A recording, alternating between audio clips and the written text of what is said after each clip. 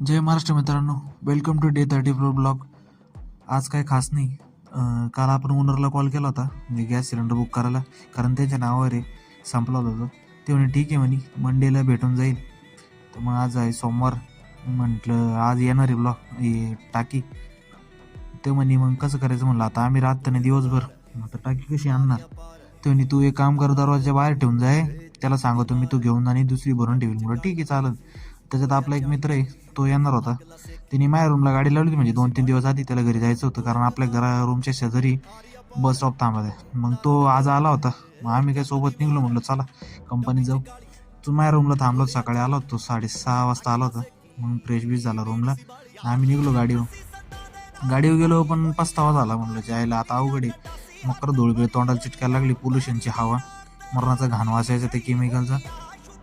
ते रात्रीचे ते चिमण्या उघडून देत्या कंपन्या, त्याच्यामुळे मग सगळं पोल्युशन. मग काय दिवसभरचा वर्कलोड घेऊन मी निघलो बसमध्ये. तो गेला तिकडे त्याच्या दुसऱ्या रूमला गाडी घेऊन, आणि मी आलो बसमध्ये. मग संध्याकाळी बसमध्ये आलो,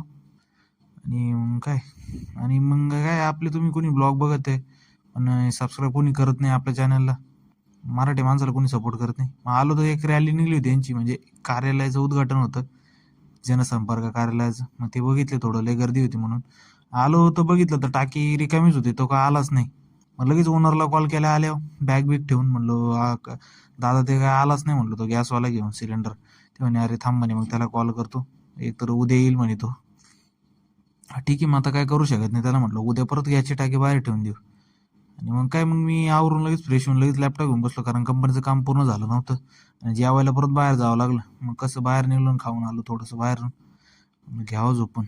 लाईक करा, शेअर करा, सबस्क्राईब करा, नक्की सबस्क्राईब करा. मोटिवेशन